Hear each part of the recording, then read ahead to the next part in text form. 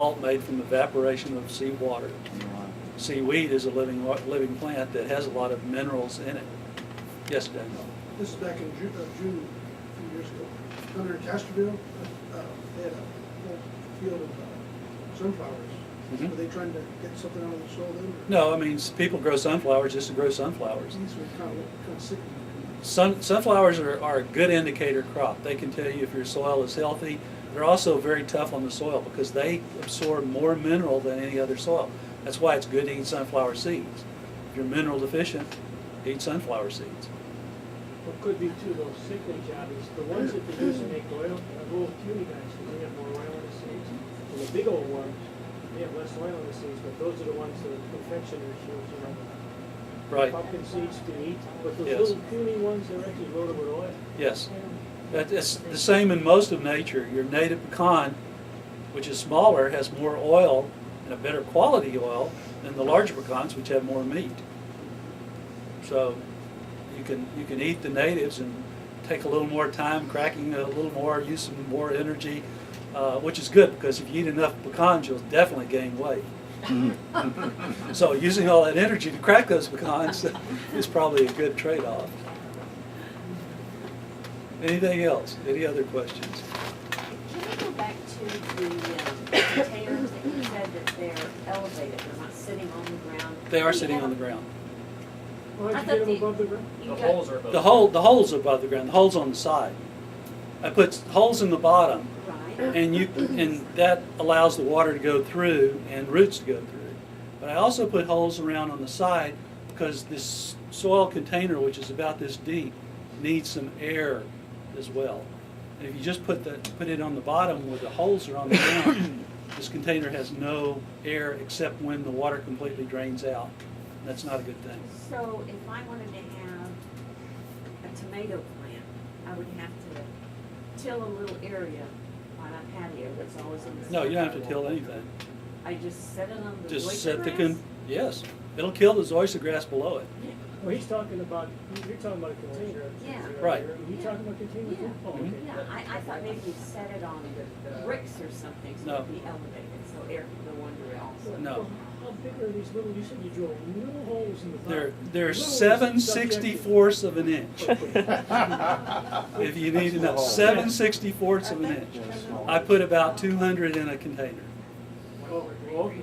And I do it with not with a hand drill, because that really is hard, but with one of these, pardon? Electric. Yeah, it's an electric drill, but it's a straight shaft, so that I just poke like this. I'm holding onto the drill and poking like this. And the ones that go around the sun. And the ones that go around on the side, anywhere from 7/16 to 1/2 of an inch. Yes, ma'am. I've been reading about square foot gardening. Mhm. Are you familiar with that? It's a container. That's why I do the containers, because it's the same principle. You're using all the space inside. Typically, when I do tomatoes, I also plant onions in the same container. And then the onions come out up on the bottom, the tomatoes are up high, so it's not a problem. You know, you can do multiple crops in a container. So it's not a problem at all to have, you want to put the biggest, tallest plant in the center, obviously, or put it to the north end.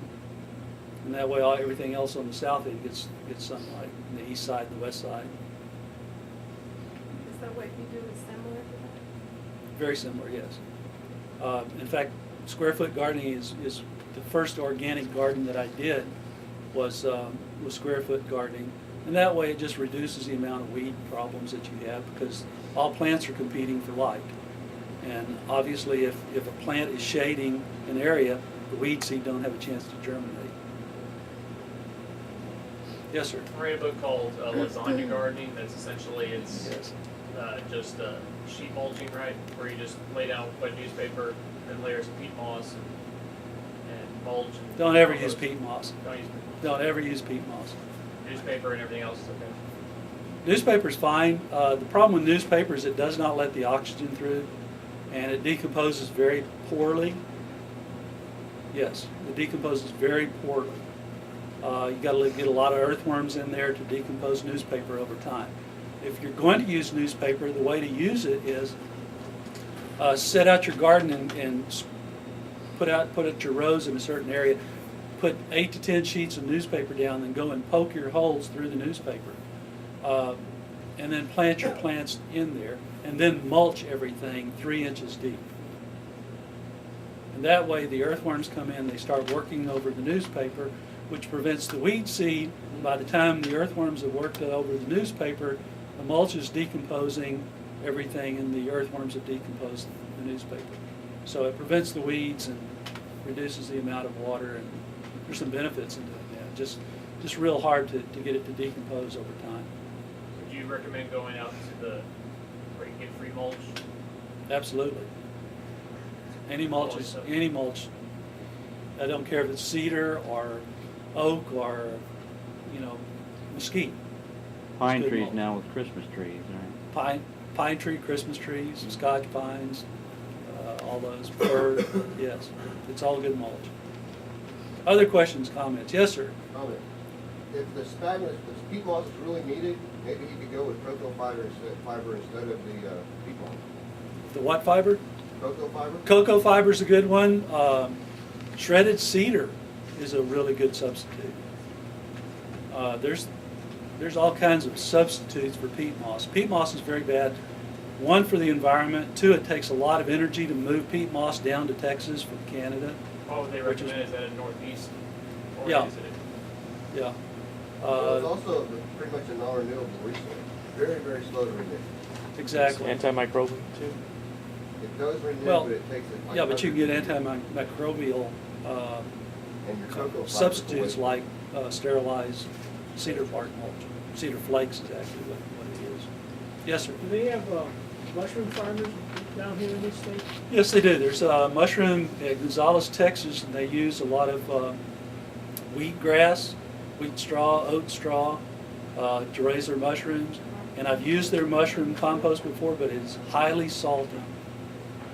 So it's great if you need salt in your gardens, but this is typically not the type of salt that you want in excess.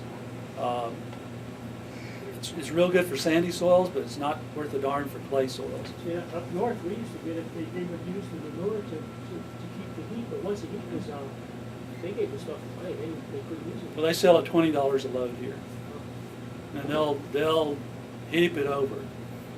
But yeah, it's sometimes when they have too much, they'll sell it for like $6.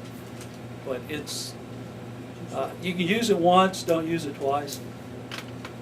Don't use it twice in a row. Maybe put 3 or 4 successions before you use it again. But yeah, I've used it. Other questions?